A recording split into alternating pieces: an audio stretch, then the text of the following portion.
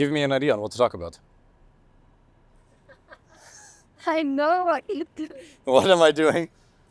Yeah. Okay, because that was the hook for the video. Thank you. Because you know how you sometimes run out of things to say when you're talking to women? Yeah, that happens to everybody. Today I'm going to give you some very practical pieces of advice on how to never run out of things to say on a date. First of all, you have to lower your standard of what you think you're allowed to say. Because if you run into these awkward silences on a date, it's not good for attraction. It's going to make you come across as insecure. Granted, sometimes it makes a whole lot of sense to simply let her fill the silence and to hold some eye contact. But more often than not, you want the ability to just keep talking and talking and talking forever. How do you do that? As I said, number one, lower your standard of what you think you're allowed to say. If you're very logical, serious, if you're doing well in your career or your business, then you've learned to think and communicate in quite a serious manner. In a business meeting, perhaps, you won't just say something for the sake of saying it. You'll think about it, whether it has merit, whether it's going to move the conversation into the desired direction. And you realize that the more successful you've become, the shorter your speech got. In the beginning, everybody talks a lot. Then the more successful you become, the more concise and the more precise your speech also gets. And that's fine and that's good. That's a competence in the area of business or your career, but it's absolutely a hindrance on dates. So lower the standard for what you're allowed to say. Because remember, it is not the particular subject that you're talking about, but the subcommunication that comes along with it. It is not whether you talk about jiu-jitsu or guitar or rock climbing. She couldn't give a solitary what your hobby is. She does not care. What she cares about is that you present the subject with a degree of certainty. If you talk about your hobby and you're all insecure and you're approval seeking and you depend on her validation, you're going to come across as unbelievably insecure. So lower your standard for what you think you're allowed to say. You can start talking about chairs. You can't see them, but there's a bunch of white chairs. White chairs remind me actually of IKEA. Have you ever been to IKEA? No. They have amazing meatballs. Now, the problem with those meatballs is that I can't eat them because I'm dairy intolerant and I'm celiac, I was going to say. But I'm in Spain right now, in Barcelona. So you say, sin gluten, sin leche. I can't eat gluten, I can't eat milk. Now, one time I was so hungry, I went to IKEA and I was like, I'll have some of those meatballs. And while they were a little bit of an orgasm in my mouth, they were so good, I also paid for it the day later. What about you? You don't look like you have a lot of allergies. You seem pretty healthy. Great, awesome.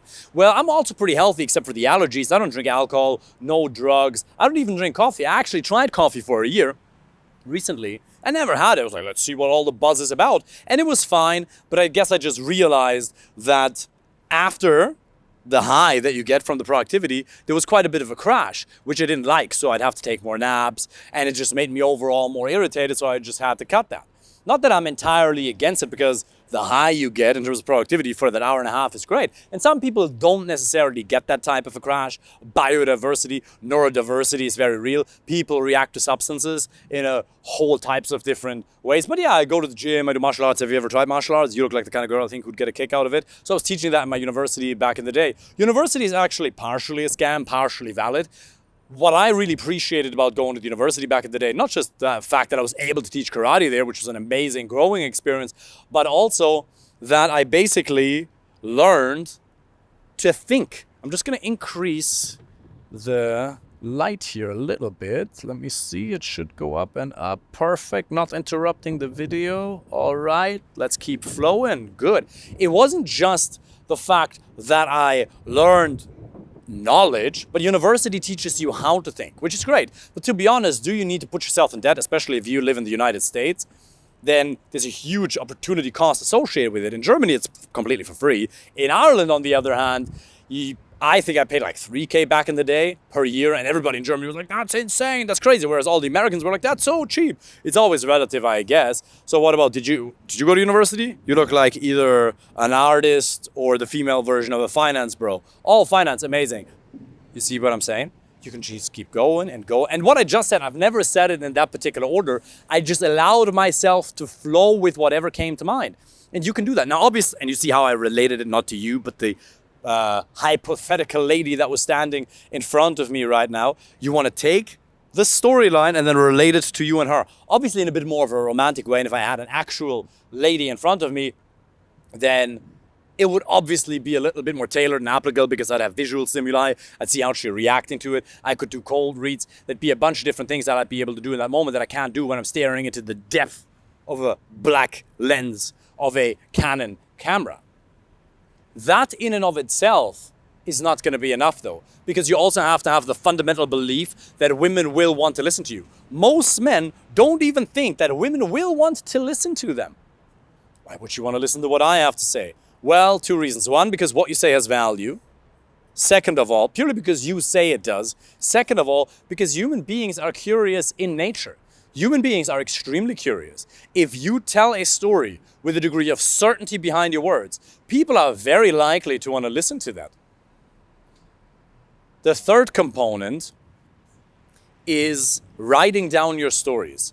Oftentimes, it's not so much that you're nervous, but you just haven't prepared. You can actually prepare for the dates. You have stories. Everybody has stories. You just haven't written them down. What I would encourage you to do today is write down 10, 20, 30 stories. Some that are romantic, some that are adventurous, some that are business related, some that are family related. Write them down. Now, here's the key.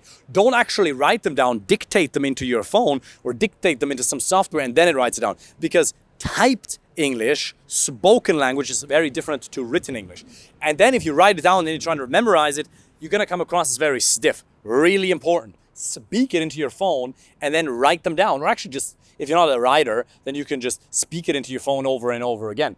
If you prepare stories, then you'll always have something to say. You can really genuinely prepare. So on the one hand, you want to have prepared materials. On the other hand, you want to be able to make something up in the moment. The fourth tip that I want to give you here today is start using visual stimuli. Remember how I started with a white chair and then I went to IKEA and then I went to health and then we went to all these other points of the story? Look at her. What is she saying? For example, if she pulls a bit of a face, you're like, yeah, you don't look really impressed. How do you like it in Chicago, for example? She's like, yeah, it's all right. You don't look very impressed. That sentence, you don't look very impressed, if she's kind of like, yeah, all right, that is very emotionally triggering in a positive way because it's not a canned line. You're paying attention to what she's saying. You're playfully challenging her. You're not just saying, okay, great, yeah, really. You're not just taking whatever she says at face value, but you're using it as an opportunity to generate a bit of a discourse from it. Again, you don't want to have debates on the date. Don't debate her on subjects like veganism, or politics, or religion. While you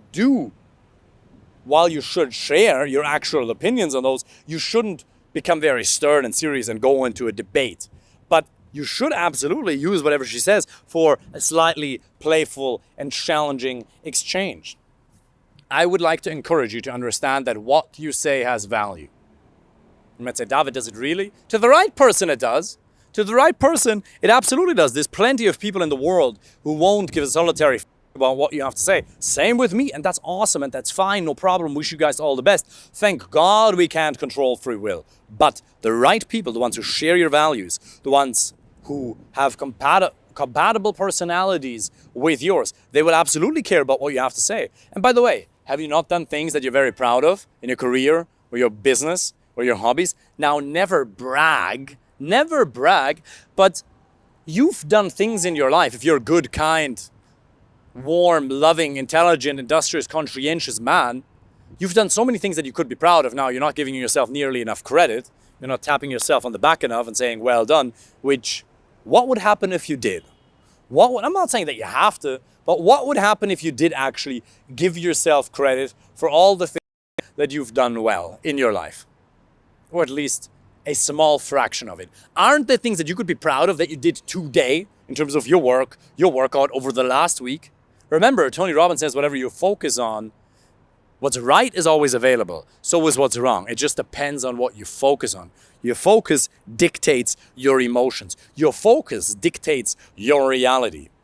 So if you choose to focus on things that you're actually proud of, not only will that bestow you with a sense of confidence in the moment, it'll also generally make you realize that obviously people will want to listen to me, and probably you've made that experience in your job or your business, but maybe not so much with women, or at least not with the women you're actually interested in. Put certainty behind what you're saying. Learn storytelling. Express your personality in your own authentic way. Include random details that you didn't think relevant in the moment, but they are. Go into the story, embody some characters, and you don't have to communicate like me. Everybody has their own authentic style. Some people are a little bit higher in volume, some people are a bit lower in volume, some people are a little bit more extroverted, some people are a little bit more calm, reserved, and introverted. All that is fine.